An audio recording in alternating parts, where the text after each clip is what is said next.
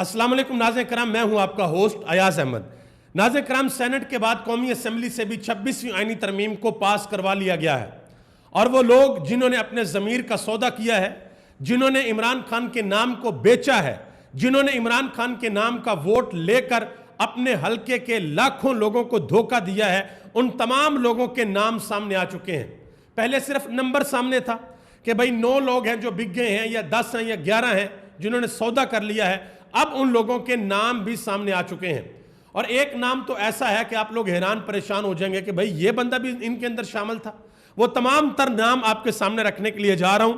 اور دوسرے نمبر پہ کچھ لوگ اور ہیں جن کو پیسہ دیا گیا، بڑی بڑی آفرز دی گئیں، جن کے اوپر پریشر ڈالا گیا، جو ہو سکتا تھا وہ ان کے ساتھ کیا گیا، لیکن وہ لوگ ڈٹے رہے، وہ پیچھے نہیں ہٹے، اور انہوں نے یہ کہہ دیا کہ کسی بھی صورت عمران خان کے ووٹ کا سودا ہم نہیں کریں گے۔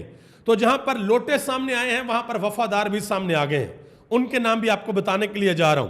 اور اب سب سے بڑا سوال یہ ہے کہ عمران خان نے جو کرنا تھا عمران خان کر گزرے، اور مزید بھی عمران خان کرنے کو تیار ہے۔ عمران خان اپنا اگلا لاہے عمل دیں گے۔ اب سوال یہ ہے کہ پاکستان کی وکلا کمیونٹی کیا کرے گی، پاکستان کی سول سوسائٹی کیا کرے گی، اور سب سے بڑھ کر کیا سپریم کورٹ آف پاکستان کے تمام ججز ان آئینی ترمیم کو مان لیں گے یا نہیں مانیں گے؟ کیونکہ ان آئینی ترمیم کے بعد جو پاکستان کے اخبار کے اندر ہیڈ لائن لگی ہے وہ آپ دیکھ لیں، لکھا ہوا ہے کہ جوڈیشری کے پروں کو کاٹ دیا گیا ہے، یعنی کہ جو ججز ہیں ان کو مکمل طور پر کنٹرول کر لیا گیا ہے۔ اب ججز وہی کریں گے جو حکومت کرنا چاہتی ہے۔ تمام تر تفصیلات آپ کے ساتھ شیئر کرنے کے لیے جا رہا ہوں۔ آگے بڑھنے سے قبل گزارش کروں گا کہ ویڈیو کو لائک کر دیں، چینل کو سبسکرائب کر لیں، اور میرے ان تمام دوستوں کا بے حد شکریہ جنہوں نے ہمارے یوٹیوب چینل کو سبسکرائب کیا۔ سب سے پہلے نمبر پہ میں ان لوگوں کے نام آپ کے سامنے رکھنے لگا ہوں، بلکہ بیرسٹر گوہر علی خان انہوں نے جو تقریر کی ہے وہ ذرا سن لیں پہلے۔ بیرسٹر گوہر علی خان نے کہا کہ جتنی توہین پاکستان کی عدلیہ کی آج کی گئی ہے، نون لیگ نے کی ہے اور پیپلز پارٹی نے کی ہے، اتنی توہین تو انہوں نے کبھی انڈیا کی نہیں کی، نہ کبھی مودی کی ہے، اور نہ کلبھوشن یادیو کی ہے۔ مزید انہوں نے ایک بڑا ٹیکنیکل پوائنٹ اٹھایا۔ انہوں نے کہا کہ آئین کے آرٹیکل 239 کے مطابق، رول 156 کے مطابق اس وقت تک آئینی ترمیم پاس نہیں کی جا سکتی جب تک دونوں ایوان مکمل نہ ہوں۔ اب اس وقت نہ تو قومی اسمبلی مکمل ہے اور نہ سینٹ مکمل ہے۔ سینٹ کے اندر خیبر پختونخوا اسمبلی سے 11 سینیٹر آنے ہیں کے پی کے، وہ نہیں آئے، اور قومی اسمبلی کے اندر پاکستان تحریک انصاف کو مخصوص نشستیں ملنی ہیں، وہ بھی ابھی تک نہیں ملی، تو دونوں ہاؤسز مکمل نہیں ہیں۔ تو بیرسٹر گوہر علی خان نے کہا ہے کہ یہ آئین کی سنگین خلاف ورزی ہے کہ ہاؤسز مکمل نہیں ہیں اور آپ لوگوں نے آئینی ترمیم کو پاس کر لیا ہے۔ عمر ایوب خان انہوں نے تقریر کی، انہوں نے کہا کہ جناب اسپیکر، یہ جو آپ کی امارت ہے نا، اس کے آگے بڑا سا لکھوا لیں کہ ووٹ کو عزت دو سے بوٹ کو عزت دو تک کا سفر۔ یہ بات عمر ایوب خان نے کی ہے۔ پھر انہوں نے تمام لوٹوں کا نام لیا کہ یہ لوٹے ہیں، یہ وہ لوگ ہیں جنہوں نے عمران خان کے نام کا ووٹ لے کر سودا کیا ہے، اور تقریباً یہ 11-12 لوگ بنتے ہیں، اور اگر تمام لوگوں کے حلقوں کو دیکھا جائے، ان کے ووٹوں کو دیکھا جائے، تو یہ کم از کم 20 سے 25 لاکھ لوگوں کے ساتھ 2 نمبری کی گئی ہے۔ یعنی کہ 20 سے 25 لاکھ لوگ ایسے تھے جنہوں نے ووٹ صرف عمران خان کے نام کے اوپر دیا ہے، لیکن ان کے ووٹ کا سودا کر دیا گیا، ان کے ووٹ کو بیچ دیا گیا۔ اچھا، ایک نظر اس کے اوپر بھی میں نے پچھلے ویلوگ کے اندر بھی ہلکا سا آپ کو بتایا تھا، لیکن اب اس کی تفصیلات آ چکی ہیں۔ پاکستان تحریک انصاف نے کیا ون کیا ہے اور گورنمنٹ نے کیا ون کیا ہے؟ گورنمنٹ نے اوبویسلی زیادہ ون کیا ہے۔ تحریک انصاف نے یہ ون کیا ہے کہ قاضی فائز عیسیٰ کی چھٹی ہو گئی ہے، آئینی عدالت نہیں بنی الگ سے، اور ملٹری کورٹ نہیں بنی۔ یہ 3 چیزیں تحریک انصاف جیت گئی ہے۔ اور حکومت کیا جیتی ہے؟ حکومت نے یہ جیت لیا ہے کہ چیف جسٹس وہ اپنی مرضی کا لگائیں گے، جو ٹاپ کے 3 ججز ہوں گے ان میں سے ایک لگائیں گے، اور 200% یہ یحییٰ فریدی کو اگلا چیف جسٹس بنانے کے لیے جا رہے ہیں، جسٹس یحییٰ فریدی کو۔ پھر جو کانسٹیٹیوشنل بینچ بنے گا اس میں کون سے ججز لگیں گے، ان کو ہیڈ کون کرے گا، یہ حکومت ڈیسائیڈ کرے گی۔ سپریم کورٹ کے اندر جو نئے ججز آنے ہوتے ہیں وہ کون سے لوگ آئیں گے، یہ حکومت ڈیسائیڈ کرے گی۔ جوڈیشل کمیشن آف پاکستان کس طریقے سے بنے گا، ان میں کون کون سے لوگ شامل ہوں گے، حکومت ڈیسائیڈ کرے گی۔ ججز کی کارکردگی کیسی ہے, کون سا جج اپنی جگہ پر رہے گا, کون سا نہیں رہے گا, کس کو اٹھا کر اس کی ٹرانسفر کر دی جائے گی, یہ حکومت کے ہاتھ میں آ گیا ہے. اور سب سے اہم چیف الیکشن کمشنر, اس کی تعیناتی, اگلا چیف الیکشن کمشنر کون آئے گا, یہ چیز بھی حکومت کے ہاتھ میں آ گئی ہے, کیونکہ حکومت نے یہ کہہ دیا کہ اس وقت تک اگلا چیف الیکشن کمشنر نہیں آئے گا جب تک حکومت اور اپوزیشن کا اتفاق نہیں ہو جاتا.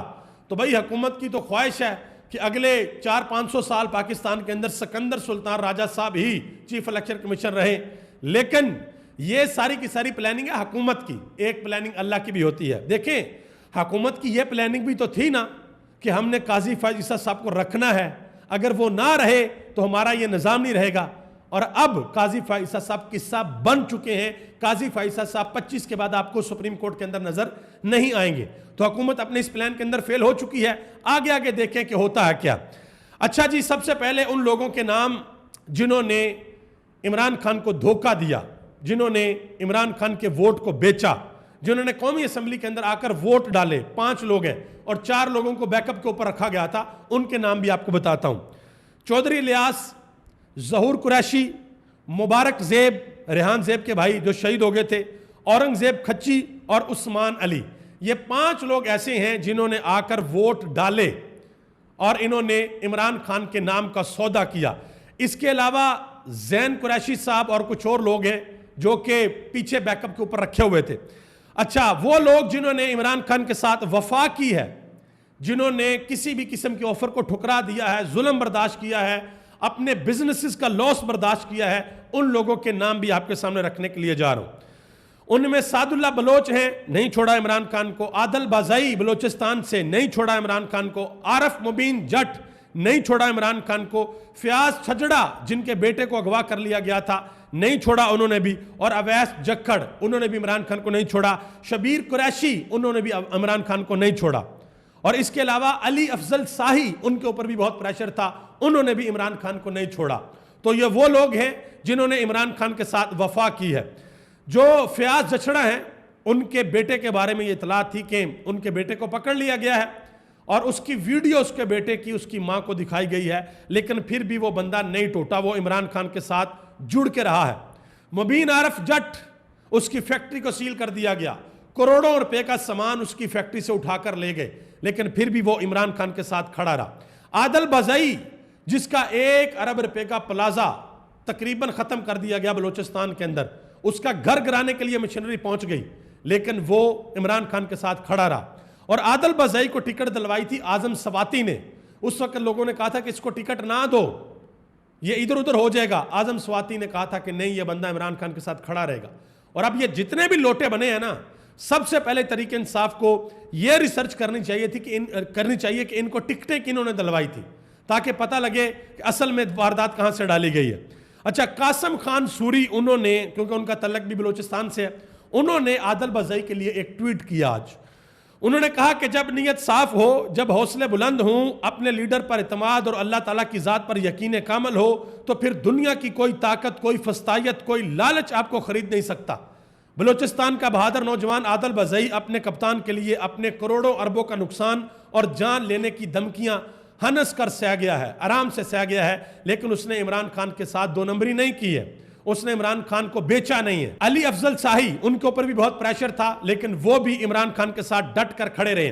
اب یہ وہ سارے کے سارے لوگ آپ دیکھ لیں. زین قریشی, شاہ محمود قریشی کا بیٹا, کوئی سوچ بھی نہیں سکتا تھا کہ یہ بندہ عمران خان کے ساتھ 2 نمبری کرے گا, جس کا باپ جیل کے اندر ہے اور وہ عمران خان کے ساتھ کھڑا ہے, اور یہ باہر عمران خان کے ساتھ 2 نمبری کر رہا ہے. اب اندازہ لگائیں کہ 4:39 کے اوپر زین قریشی اپنے ٹویٹر ہینڈل کے اوپر ایک ویڈیو جاری کرتے ہیں, اور وہی ویڈیو 4:17 پر, یعنی کہ 22 منٹ پہلے فرحان ورق اپنے ٹویٹر اکاؤنٹ پہ لگاتے ہیں اور کہتے ہیں زین قریشی صاحب کہ نہیں میں بیکا نہیں ہوں, فلاں فلاں فلاں فلاں فلاں. لیکن لوگوں کو حقیقت پتہ چل چکی ہے.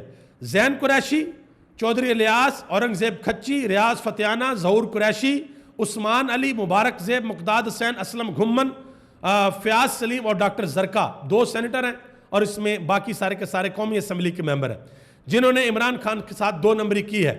اور مبارک زیب کو جو آفر دی گئی کہ جی آپ کو 6 ارب روپے کا فنڈ ملے گا، 1 ارب روپے آپ کو کیش ملے گا اور آپ کو منسٹری بھی دی جائے گی، جو اطلاعات آ رہی ہیں۔ دیکھتے ہیں کہ ہوتا ہے کہ نہیں ہوتا۔ شاہد خٹک صاحب نے 2 مہینے پہلے ایک ٹویٹ کیا تھا مبارک زیب کے بارے میں، وہ میں آپ کے سامنے رکھتا ہوں، کیونکہ لوگوں کو بڑا دکھ ہے مبارک زیب کے حوالے سے، کہ اس بندے نے کہا تھا کہ میں عمران خان کا ووٹ نہیں بیچوں گا، میرے قیادت کے ساتھ کچھ اختلافات ہیں، میرے ساتھ بیٹھو، میری عمران خان کے ساتھ ملاقات کرواؤ۔ اڈیالہ جیل کے اندر عمران خان کے ساتھ ملاقات بھی کروائی گئی مبارک زیب کی، پھر بھی اس نے عمران خان کو بیچ دیا، پھر بھی عمران خان کے ساتھ وفا وہ بندہ نہیں کر سکا۔ تو اس کے بارے میں شاہد خٹک نے 2 مہینے پہلے ایک ٹویٹ کیا تھا۔ انہوں نے کہا کہ ویسے تو میں کسی منتخب نمائندے کا نام نہیں لینا چاہتا، لیکن جس نے بھائی کی شہادت کے نام پر ووٹ لیا، میں نے فون پر بات کی کہ ایسا کرنے سے آپ کی سیاست ختم ہو جائے گی، تو مجھے جواباً بولتا ہے کہ مجھے تحریک انصاف اور عمران خان کا ووٹ نہیں پڑا، مجھے میرے ضلع کی عوام نے کام کے لیے ووٹ دیا ہے، میں پارلیمنٹ میں احتجاج کے لیے نہیں آیا۔ اس کے بعد میں نے کال بند کر دی اور مزید بات کرنا مناسب نہیں سمجھا۔ یہ اس وقت شاہد خٹک نے کہا تھا، آپ اندازہ لگا لیں، ان کو اتنی بڑی بڑی آفرز دی گئی ہیں۔ اور جناب محترم چودھری عثمان علی، انہوں نے قرآن کے اوپر حلف دیا تھا، قرآن کے اوپر، اللہ کی کتاب کے اوپر حلف دیا تھا کہ میں 2 نمبری نہیں کروں گا، لیکن یہ 2 نمبری کر گئے ہیں۔ اور آپ اندازہ لگائیں، ہرمیت سنگھ ایک سینئر جرنلسٹ ہیں، پاکستانی ہیں، انہوں نے ان کے حوالے سے ایک ٹویٹ کیا ہے، ذرا سنیے گا۔ وہ کہتے ہیں کہ میں یہ سمجھنے سے قاصر ہوں کہ جو پارلیمنٹیرینز مسلمانوں کی مقدس کتاب قرآن مجید پر حلف دیتے ہیں، وہ اپنے حلف سے کیسے روگردانی کر سکتے ہیں؟ یہ ایک غیر مسلم سوال پوچھ رہا ہے مسلمانوں سے، کہ بھائی جب 2 نمبری کرنی تھی تو پھر آپ لوگوں نے کیوں ہاتھ رکھ کر حلف دیا؟ اور ایک اور بندہ ہے غالباً چودھری الیاس، جس کے بارے میں اینکر عمران ریاض خان نے کہا تھا کہ یہ 2 نمبری کرنے کے لیے جا رہا ہے، اور وہ چودھری الیاس نے کہا تھا کہ میں عمران ریاض کے خلاف حیثیت کی عزت کا دعویٰ کروں گا، میں جاؤں گا اور جا کر عدالت کے اندر اس کو گھسیٹوں گا، اور وہ بندہ بھی بک گیا ہے۔ علامہ راجہ ناصر عباس نے عمران خان کے بارے میں ایک بڑی اہم بات کی ہے، اور اس سے پتہ چلے گا کہ عمران خان کا اگلا موو کیا ہے۔ انہوں نے کہا کہ عمران خان مایوس ہونے والا، ڈرنے والا، نا امید ہونے والا نہیں ہے۔ عمران خان نے اس آئینی ترمیم کی اگر مخالفت کی ہے تو ملک کی 95% عوام نے مخالفت کی ہے، کیونکہ وہ عمران خان کے ساتھ کھڑے ہیں۔ اور یہ بہت بڑا ٹیکنیکل پوائنٹ ہے کہ آئینی ترمیم حکومت نے پاس کی ہے اور ہاؤس کی سب سے بڑی جماعت نے مخالفت کی ہے۔ پاکستان تحریک انصاف سب سے بڑی جماعت ہے، جب ان کو مخصوص نشستیں ملیں گی، انہوں نے مخالفت کی ہے۔ انہوں نے کہا جی ہم اس آئینی ترمیم کو نہیں مانتے، اور یہ چیز بھی آنے والے وقت میں بہت بڑا ڈنڈ ڈالے گی۔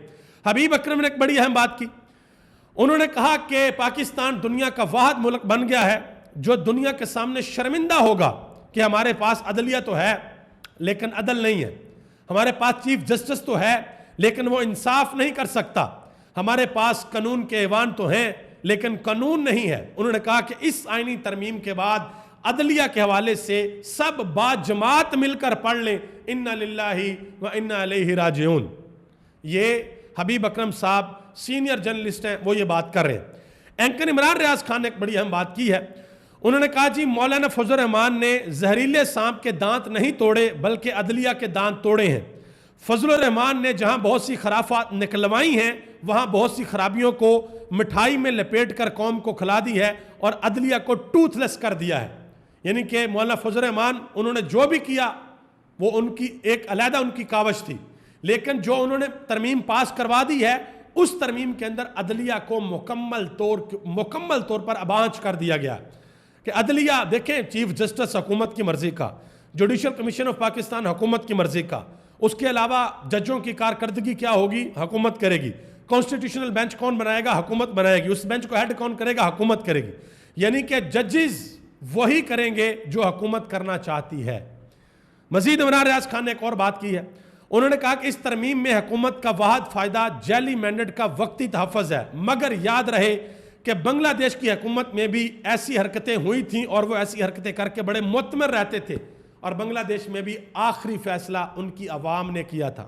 اور یہاں پر ایک اور بات آپ کو بتا دوں، آپ حیران ہوں گے، بنگلہ دیش کے حالات ہمارے جیسے نہیں تھے، ان کے ملک کی اکانومی بڑی زبردست تھی، بہت زبردست تھی، لیکن پھر بھی بنگلہ دیش کی عوام نے ظلم کو اور ناانصافی کو برداشت نہیں کیا۔ اب پاکستان کے اندر عمران خان کیا کرتے ہیں، عمران خان کی عوام کیا کرتی ہے، ججز کیا کرتے ہیں، وکلا کیا کرتے ہیں، سول سوسائٹی کیا کرتی ہے، یہ آنے والا وقت بتائے گا۔ اب ایک نیا مرحلہ شروع ہو چکا ہے، ایک نیا مرحلہ، اور اس مرحلے کے اندر جو لڑائی ہے اس میں مزید شدت آئے گی. دیکھتے ہیں کہ حکومت کیا کرتی ہے اور اپوزیشن کیا کرتی ہے. آپ سب کا بہت بہت شکریہ. اس دعا کے ساتھ مجھے اجازت دیں کہ اللہ تعالیٰ ملک پاکستان پر اپنا خاص فضل اور کرم فرمائے. مجھے، آپ کو، ہم سب کو اپنے حفظ و ایمان کے اندر رکھے. پاکستان زندہ باد. پاکستان کے کروڑوں عوام پائندہ باد.